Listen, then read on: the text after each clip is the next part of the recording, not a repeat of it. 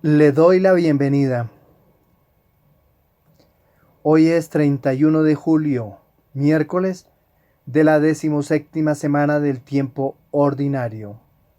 Suplicamos la intercesión en la memoria obligatoria de San Ignacio de Loyola, presbítero.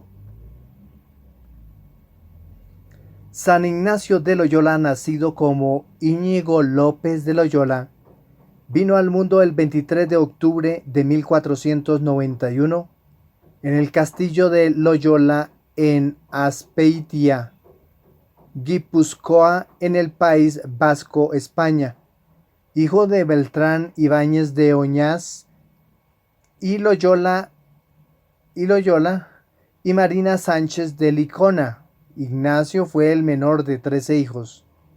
Su familia pertenecía a la nobleza menor, lo que le permitió recibir una educación adecuada y aspirar a una carrera militar. Ignacio siguió la tradición familiar y se convirtió en un soldado valiente y ambicioso. Sin embargo, su vida cambió drásticamente en 1521, durante la defensa de la ciudad de Pamplona contra los franceses. Una bala de cañón le rompió una pierna y le hirió gravemente la otra. Durante su convalecencia, Ignacio leyó libros sobre la vida de Cristo y los santos, lo que provocó una profunda transformación espiritual en él. Después de su recuperación, Ignacio se dedicó a la vida religiosa. En 1522 hizo una peregrinación a Montserrat y luego pasó casi un año en Manresa, donde escribió sus famosos ejercicios espirituales. En 1534, junto con un grupo de compañeros, incluyendo a San Francisco Javier y Pedro Fabro, Ignacio fundó la Compañía de Jesús, también conocida como los Jesuitas, en Montmartre, París. Esta orden se dedicó a la educación, la predicación y la obra misionera, y jugó un papel crucial en la Contrarreforma. San Ignacio no tiene una conexión directa con Colombia, pero su influencia se siente en todo el mundo, incluyendo América Latina. Los jesuitas fueron fundamentales en la evangelización y educación en el Nuevo Mundo. En Colombia fundaron importantes instituciones educativas como la Pontificia Universidad Javeriana en Bogotá. San Ignacio fue canonizado el 12 de marzo de 1622 por el Papa Gregorio XV, junto con San Francisco Javier, Santa Teresa de Ávila, San Isidro Labrador y San Felipe Neri. Un milagro notable atribuido a Ignacio fue la curación instantánea de una mujer en Roma que había sido diagnosticada con una enfermedad terminal. Este y otros milagros contribuyeron a su canonización. Por eso, hoy, 31 de julio, pidamos a San Ignacio de Loyola y a todos los santos para que nos ayuden a buscar siempre la voluntad de Dios en nuestras vidas, a ser valientes en nuestra fe y a trabajar incansablemente por la justicia y la educación en nuestras comunidades. Que su ejemplo nos inspire a ser mejores cristianos y a seguir con amor y dedicación el camino de Jesucristo. Amén. Le invito a disponer su oído, la mente, también el corazón, para proclamar el Evangelio propuesto en la liturgia de este día.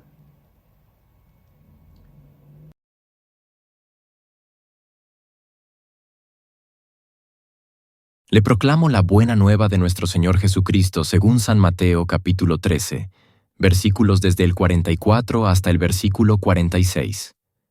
En aquel tiempo, dijo Jesús a la gente: El reino de los cielos se parece a un tesoro escondido en el campo. El que lo encuentra, lo vuelve a esconder, y, lleno de alegría, va a vender todo lo que tiene y compra el campo. El reino de los cielos se parece también a un comerciante en perlas finas, que al encontrar una de gran valor, se va a vender todo lo que tiene y la compra. Palabra del Señor.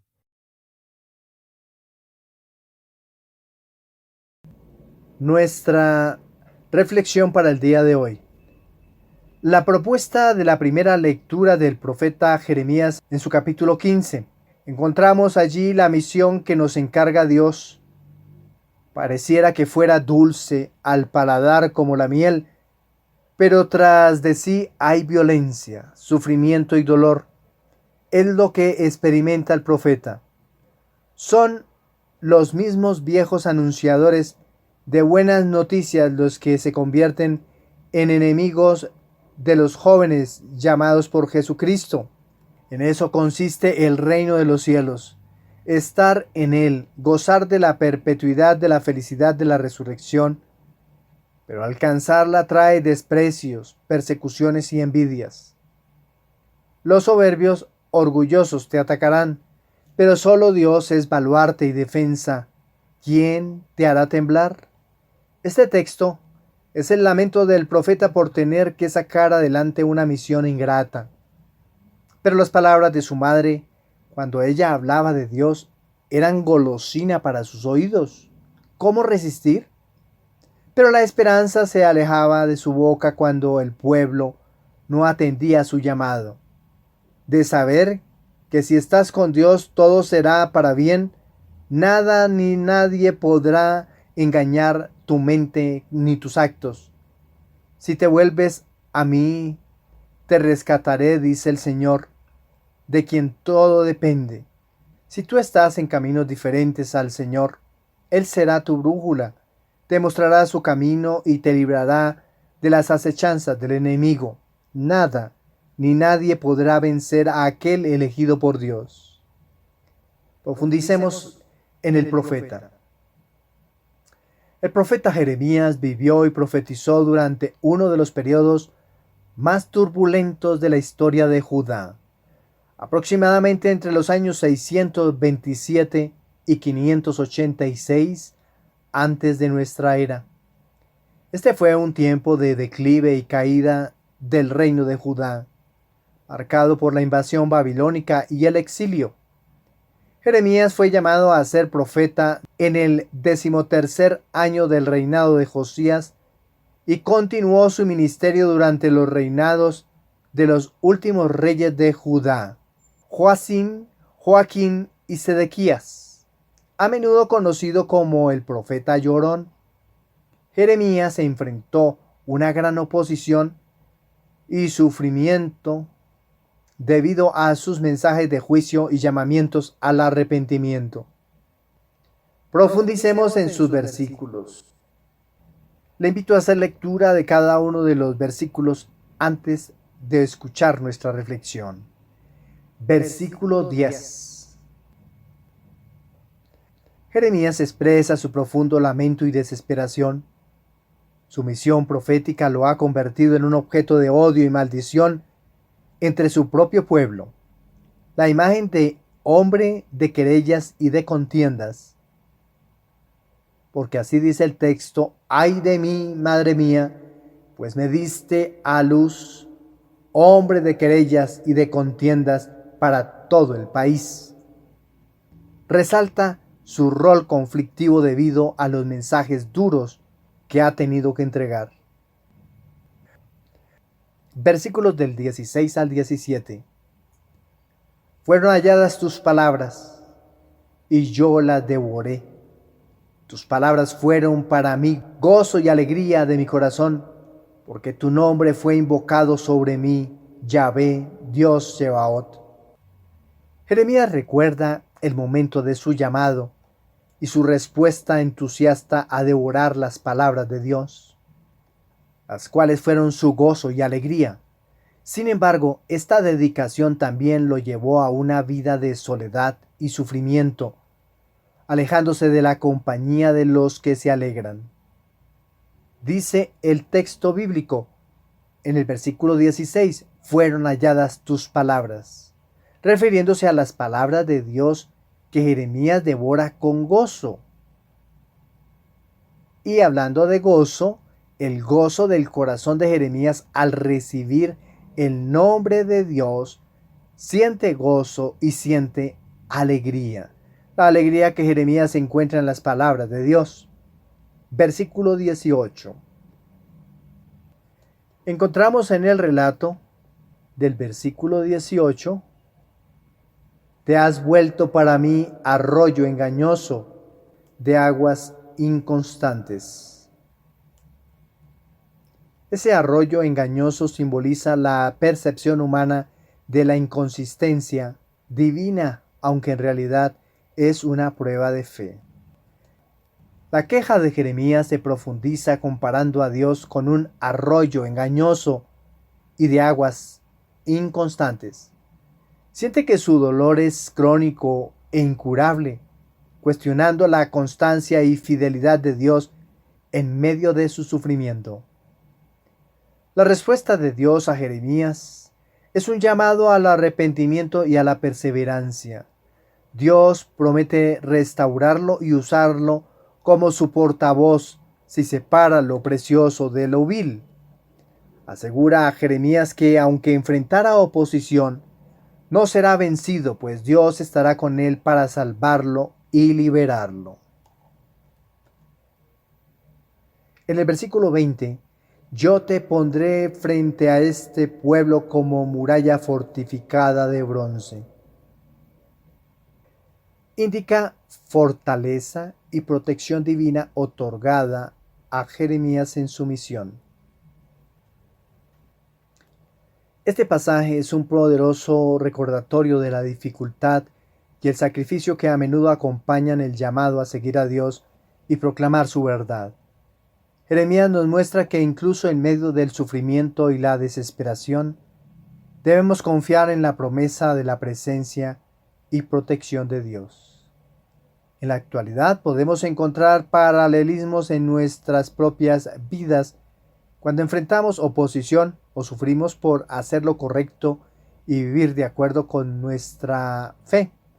Las palabras de Dios a Jeremías nos animan a separar lo precioso de lo vil, a perseverar en nuestra misión y confiar en la fidelidad de Dios. ¿Qué podemos concluir de este mensaje del día de hoy del profeta Jeremías en el capítulo 15, versículo 10 y versículos del 16 al 21? Es un recordatorio de la perseverancia y la fe en medio de la adversidad. Nos llama a encontrar gozo en las palabras de Dios y confiar en su protección y fidelidad, sabiendo que Él nos libra de las manos de los malos y nos redime de los violentos. Amén.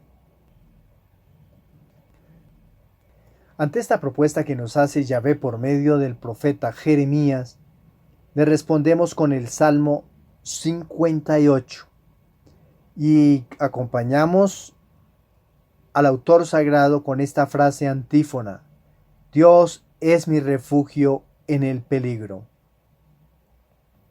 El Salmo 58 es una oración que debió brotar de los labios de Jeremías al verse perseguido por aquellos a quienes hablaba de justicia y paz.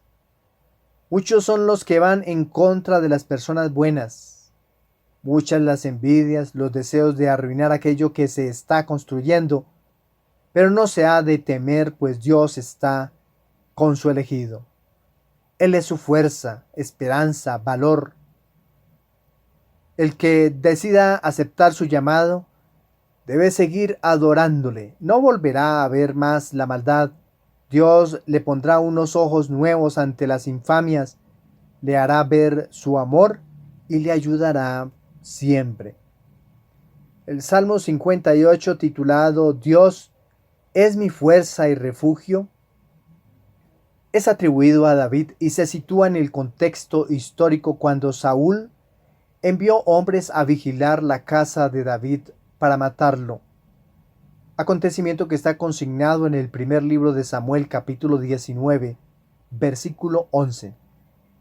Este salmo es una súplica de David pidiendo liberación y protección contra sus enemigos. En un sentido más amplio, este salmo refleja la confianza del creyente en la protección divina frente a las adversidades y la maldad de los enemigos. Profundicemos en sus versículos. Versículo 2 y 3 del Salmo 58. Líbrame de mis enemigos, Dios mío, protégeme de mis agresores, líbrame de los malhechores, sálvame de los hombres sanguinarios. David comienza con una súplica urgente a Dios para que lo libere de sus enemigos. Los términos utilizados aquí, enemigos y agresores, refuerzan la gravedad de la amenaza. Este clamor inicial establece el tono de dependencia y desesperación en Dios. Hablando de los enemigos, significa adversario también, se refiere a aquellos que están en oposición activa y hostil hacia alguien. En el contexto bíblico, los enemigos son aquellos que buscan hacer daño o perjudicar al salmista, ya sea en un sentido físico, emocional o espiritual.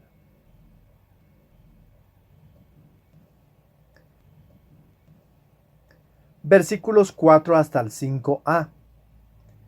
David en este lugar describe la vigilancia constante y las conspiraciones de sus enemigos.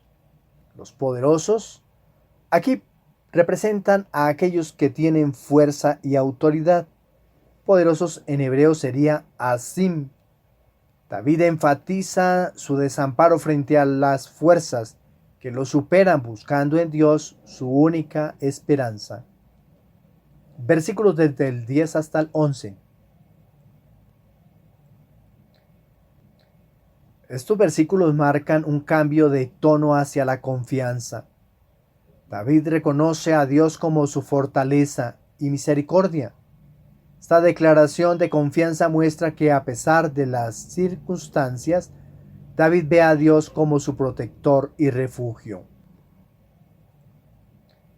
En el versículo 10 encontramos: en ti, fortaleza mía, me refugio. Cuando nos habla de fortaleza, la palabra proviene de la raíz os, que significa fuerza, poder. Esta palabra se utiliza para describir la fuerza y el poder de Dios como protector y defensor de su pueblo. En muchos salmos esta palabra es utilizada para expresar la confianza en la protección y el amparo divino.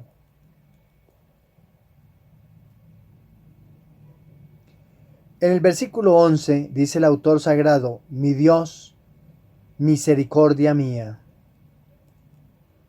La palabra misericordia proviene de la raíz hesed, que significa amor leal o bondad amorosa. En el contexto del Antiguo Testamento, esa misericordia es una virtud divina que denota la fidelidad y el amor incondicional de Dios hacia su pueblo. Es una combinación de amor, bondad, misericordia y fidelidad.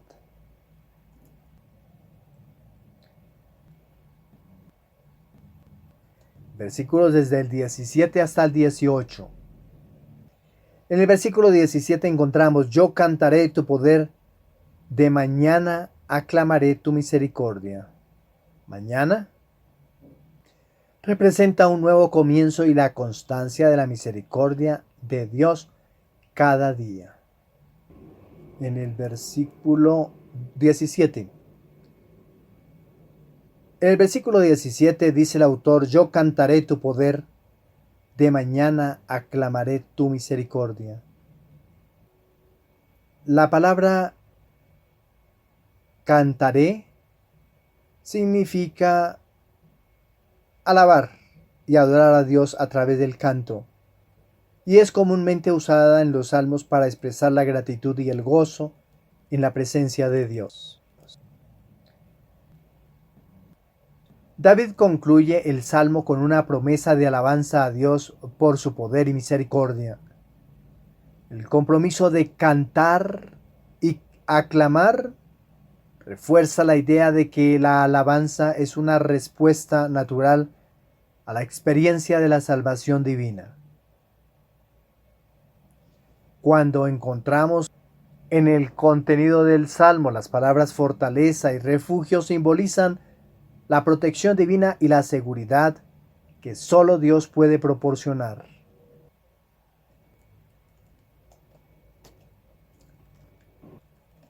San Agustín, en sus narraciones sobre los salmos, interpreta este salmo como una figura del conflicto espiritual del alma contra las tentaciones y adversidades del mundo. Él enfatiza la importancia de confiar en Dios como nuestra fortaleza y refugio, viendo en David un ejemplo de fe y perseverancia. Este salmo, el 58, es un recordatorio poderoso de que en medio de nuestras luchas y desafíos podemos confiar plenamente en Dios. Él es nuestra fortaleza y refugio, y su misericordia es nueva cada día. En nuestros tiempos de angustia, como David, podemos aclamar a Dios sabiendo que Él escucha y actúa en nuestro favor. ¿Qué podemos concluir de este salmo? Nos llama a una confianza inquebrantable en Dios, nuestra fortaleza y refugio. Nos anima a alabar a Dios por su poder y misericordia, reconociendo que, aunque enfrentemos enemigos y dificultades, Dios siempre está con nosotros para salvarnos y librarnos. Amén. La propuesta del Evangelio. El Evangelio propuesto para la liturgia de hoy es de San Mateo en su capítulo 13. Para algunas culturas hay tiempos especiales del año en que algunos tesoros empiezan a iluminar y a reclamar ser descubiertos para dar la fortuna a familias privilegiadas. Podríamos decir que el texto de hoy alienta a muchos elegidos a salir de su pobreza al encontrar el gran tesoro de los santos evangelistas. Esta es la manera como Jesús compara el reino de los cielos. Jesús y su mensaje es el tesoro, la mayor riqueza existente que otorga la llave para abrir la cerradura de la puerta que conduce a la presencia de Dios. La alegría que provoca la presencia de Jesús se descubre en la actitud del hombre que descubrió el tesoro. Se deshace de todo lo que tiene de valor, de lo que ha conservado por años para quedarse con el gran tesoro. ¿Cuál será en este momento nuestro tesoro? ¿Cuál es tu tesoro? ¿De qué no queremos deshacernos, que conservamos con cariño y afecto? El texto nos propone otra comparación. El reino se parece a un comerciante de perlas. El autor debió haber escrito: se parece el reino de los cielos a una perla de mucho valor. Pero bueno, digamos que Jesús es el comerciante y las perlas finas son cada uno de los hombres que han asumido el reino y se han hecho tan perfectas y valiosas. Han recuperado su ser espiritual, su trascendencia, que están listos para ser parte del collar de los salvados. Cuando Jesús encuentra la perla fina, vende todo lo que tiene, hasta su propia vida, para comprar las perlas que no han querido salir de su mundo de pecado y de desorden, para comprarlas para Él. Jesús sigue hablándonos acerca del reino de los cielos, en este caso un tesoro escondido. Antiguamente, cuando no existían los bancos, se sepultaban las riquezas. Al encontrar algo sin estarlo buscando, es de gran valor y se quiere con el corazón, se llega a considerar regalo de Dios. Y habrá alguien que se desea despojar de todas sus posesiones y comodidades para emprender una nueva vida.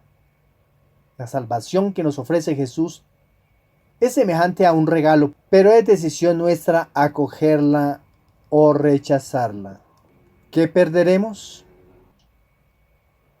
Al hombre viejo no le debe causar pena, pero sí gozo al encontrar la salvación en Cristo Jesús. Luego de que un buen cristiano adquiere la sabiduría del Espíritu Santo, le llega la bendición. No le queda otro camino que salir de tanta basura que creía era su realización y su felicidad. Ya no va más todo aquello que le daba la apariencia de felicidad. Encontrar a Dios o ver el rostro verdadero de Él es encontrar el tesoro que siempre estuvo, pero lejos de la vista y el corazón. Pero si ya encontraste a tu Dios, ya no sigas pecando. Deja lo que tienes, tus apegos al mundo, deja esa ilusión que te hace la vida y vive la realidad de Dios en tu vida, servir construyendo el reino. Profundicemos en el Evangelio. El Evangelio, según San Mateo, fue escrito probablemente entre los años 75 y 90 después de Cristo. Está dirigido principalmente a una audiencia judía. Mateo, también conocido como Leví, era un recaudador de impuestos antes de seguir a Jesús y convertirse en uno de sus 12 seguidores. El propósito principal de Mateo es presentar a Jesús como el Mesías prometido en las Escrituras hebreas, cumpliendo las profecías del Antiguo Testamento. Mateo enfatiza la enseñanza de Jesús y su autoridad, y estructura su evangelio en 5 grandes discursos, reflejando los 5 libros de la Torá. En el contexto del miércoles de la 17ª semana del tiempo ordinario, el Evangelio de Mateo en su capítulo 13, versículos del 44 al 46, nos presenta 2 parábolas, la del tesoro escondido y la de la perla de gran valor. Ambas parábolas subrayan el inmenso valor del reino de los cielos y la necesidad de renunciar a todo para poseerlo. Había una vez una pequeña hormiga que vivía en un campo lleno de granos de trigo. Mientras caminaba, encontró un grano de trigo especialmente grande y hermoso. La hormiga, sabiendo el valor de ese grano, decidió llevarlo a su hormiguero. Pero el grano era tan grande que tuvo que dejar atrás todas las otras semillas y provisiones que había recogido. Con mucho esfuerzo y determinación, logró llevar el grano de trigo al hormiguero, donde todos sus compañeros la felicitaron. Gracias a este único grano, la hormiga y su comunidad tuvieron alimento suficiente para todo el invierno. Esta fábula nos enseña que, como la hormiga, debemos estar dispuestos a renunciar a lo que consideramos valioso por algo de mucho mayor valor. El reino de Dios, de ese grano de trigo invaluable por el cual vale la pena sacrificar todo lo demás. Profundizando en el texto que hemos leído hoy, encontramos varias afirmaciones. Ambas parábolas destacan el inigualable valor del reino de Dios. La reacción de los personajes, vender todo lo que poseen para adquirir el tesoro o la perla, muestra la total entrega y la renuncia a lo terrenal por lo celestial. Aquí encontramos nosotros que tenemos un tesoro. Ese tesoro se refiere a un depósito de riquezas o algo muy valioso.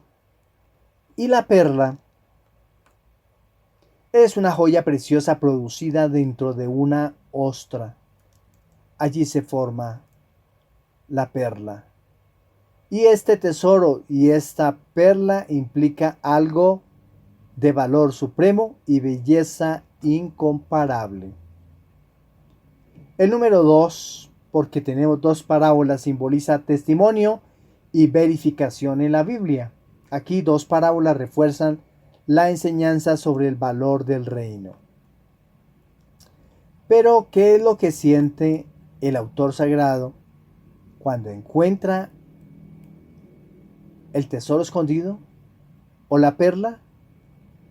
pues se llena de alegría. La alegría del hombre que encuentra el tesoro, resalta la satisfacción y el gozo que proviene de descubrir y poseer el reino de Dios. En la actualidad, estas parábolas nos invitan a evaluar nuestras prioridades. ¿Qué estamos dispuestos a renunciar para seguir a Cristo? La enseñanza es clara. El reino de Dios debe ser nuestra mayor prioridad y estamos llamados a buscarlo con todo nuestro ser. San Agustín comenta sobre el valor incomparable del reino de Dios diciendo que la verdadera riqueza es la posesión de Dios mismo, quien es el mayor bien y fuente de toda felicidad. ¿Qué podemos concluir del texto que hemos proclamado hoy? Las parábolas del tesoro escondido y la perla de gran valor nos desafían a evaluar lo que consideramos valioso y a estar dispuestos a renunciar a todo por el reino de Dios. Que como la hormiga de la fábula, podamos reconocer y actuar en consecuencia para obtener el verdadero tesoro que es el reino de Dios. Por eso, hoy, 31 de julio, último día del mes, pidamos a San Ignacio de Loyola y a todos los santos para que nos ayuden a discernir el verdadero valor del reino de Dios y a tener la valentía de renunciar a todo lo demás para seguir a Cristo con todo nuestro corazón. Amén. Para todos un feliz día.